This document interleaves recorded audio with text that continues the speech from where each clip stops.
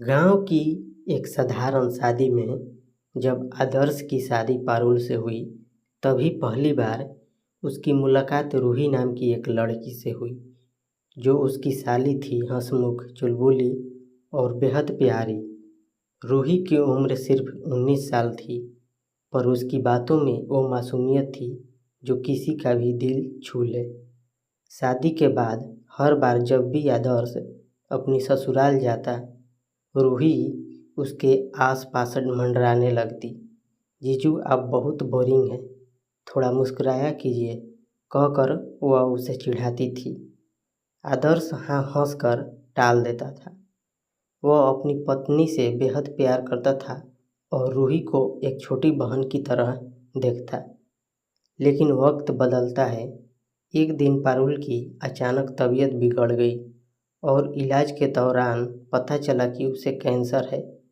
6 महीने तक इलाज चला, पर पारुल नहीं बच सकी। आदर्श की दुनिया जैसे रुक गई। आदर्श वापस अपने शहर आ गया, लेकिन अकेलापन ने उसे तोड़ दिया। कुछ महीनों बाद रूही ने उसे कॉल किया। जीजू आप बहुत अकेले हो गए हैं, अभी अभी कोई पास होता तो दिल के दर्द को बांट सकते। आदर्श को लगा जैसे वो किसी अपने से बात कर रहा है। धीरे धीरे रूही और आदर्श में बातें बढ़ने लगी। रूही अब बड़ी हो चुकी थी और समझदार भी। कई महीनों बाद जब रूही अपने माता पिता के साथ आदर्श के शहर आई, उसने एक दिन साफ कहा, जीजू नहीं, अब तो सिर्फ आदर्श जी।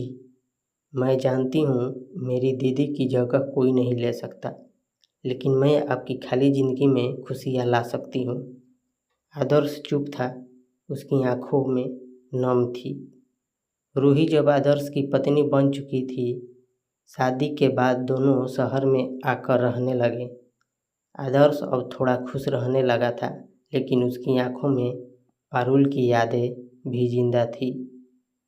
रूही सब समझती थी, इसलिए कभी किसी बात का दबाव नहीं डालती थी। वो धीरे धीरे आदर्श की ज़िंदगी में रंग भर रही थी। कभी उसे पसंद का खाना बनाकर, कभी उसकी थकी हुई आंखों में आराम ढूंढकर। एक दिन आदर्श ने पूछा, क्या तुम सच में खुश हो मेरे साथ? रूही मुस्कुरा दी, मैं खुश हूँ क्योंकि उस इंसान का साथ निभा रही हूँ जो सच्चे दिल से प्यार करना जानता है।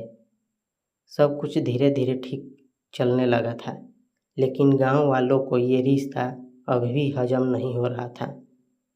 कई बार रूही को सुनना पड़ता था, दीदी मरी नहीं थी और तूने जीजा से ब्याह रचा लिया, शर्म नहीं आई? रूही चुप रह जाती। उसे अपनी बहन की कसम थी किसी से कुछ ना कहना। एक दिन उसकी माँ ने भी ताना मार दिया, पारुल की जगह कैसे ले ली तूने? रूही रोते हुए बोली, माँ मैंने दीदी की जगह नहीं ली, मैंने सिर्फ उस अकेले आदमी को सहारा दिया जिसे दीदी सबसे ज़्यादा प्यार करती थी। माँ चुप हो गई। वक्त बीतता गया। कुछ महीनों बाद रूही गर्भवती हुई।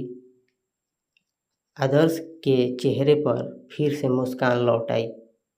उसने हर पल एक रूही का साथ दिया, डॉक्टर से लेकर रोटियां सेकने तक। जब बेटी हुई तो रूही ने अपनी बेटी का नाम पारूही रखा। पारुल और रूही का मिला जुला नाम। उस दिन आदर्श बहुत रोया। उसने रूही से कहा, शायद अब मैं समझ पाया हूँ कि तुम मेरी ज़िंदगी में क्यों आई थी। तन्हाई को मिटाने नहीं, एक नई शुरुआत देने। समय बीतता गया, लोग अब कुछ नहीं करते थे। अब सब समझने लगे थे कि ये कोई। समय बीतता गया, लोग अब कुछ नहीं कहते थे। अब सब समझने लगे थे कि ये रिश्ता मजबूरी नहीं था, सच्चा प्यार था। तो दोस्तों, ये कहानी अभी ख़त्म नहीं हुई है। अगर आप चाहो तो अगले भाग लाऊंगा। और ये कहानी आपको कैसा लगा कमेंट करके ज़रूर बताइए, और पसंद आया तो लाइक भी कर दीजिए, और ऐसे ही कहानी सुनने के लिए चैनल को भी सब्सक्राइब कर लीजिए।